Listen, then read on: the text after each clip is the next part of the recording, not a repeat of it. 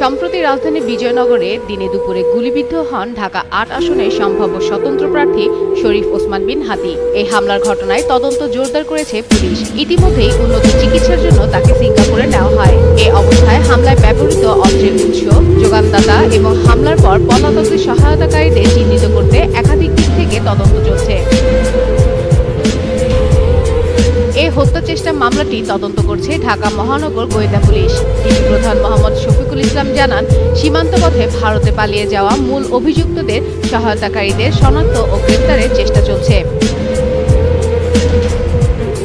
তদন্ত সংশ্লিষ্ট সূত্র আরও জানায়, হামলার মূল সন্দেহভাজন নিষিদ্ধ ঘোষিত ছাত্রলীগের সাবেক নেতা ফয়সাল করিম মাসুদ ও তার সহযোগী আলমগীর শেখ। ঘটনার পর তারা ভারতে পালিয়ে গেছেন বলে পুলিশের ধারণা। এ ঘটনায় ফয়সালের বাবা হুমায়ুন কবিরকে আটক করা হয়েছে। তদন্তকারীদের সন্দেহ, হামলার পরিকল্পনা ও পালানোর ব্যবস্থায় তিনি সরাসরি জড়িত ছিলেন।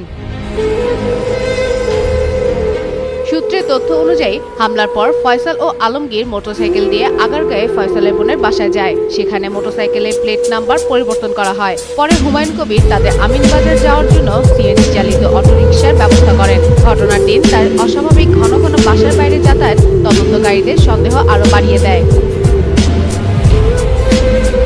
পালানোর পরিকল্পনার অংশ হিসেবে আগেই একটি ভাড়া করা গাড়ি ব্যবস্থা করা হয়েছিল। এ কাজে জড়িত নুরুজ্জামানকেও পুলিশ আটক করেছে। পরিকল্পনা ছিল হামলার পর মোটরসাইকেল ফেলে ওই গাড়িতে পালিয়ে যাওয়ার। তবে শেষ মুহূর্তে পরিকল্পনা পরিবর্তন করা হয়। পরে ফয়সাল ও আলমগীর ময়মনসিংহে যান। এ ঘটনায় এখন পর্যন্ত মোট ৯ জনকে আটক ও গ্রেপ্তার করা হয়েছে। তাদের মধ্যে রয়েছেন ফয়সালের সহযোগী, পরিবারের সদস্য, মোটরসাইকেলের মালিক সন্দেহভাজন ব্যক্তি এবং ভারতে পালাতে সহায়তাকারীরা। আরও কয়েকজন সন্দেহভাজন এখনো পলাতক। পুলিশ বলছে এটি একটি পরিকল্পিত ও সংগঠিত হামলা। ব্যবহৃত অস্ত্রের উৎস এবং চূড়ান্ত নির্দেশদাতাদের চিহ্নিত না করা পর্যন্ত তদন্ত চলবে।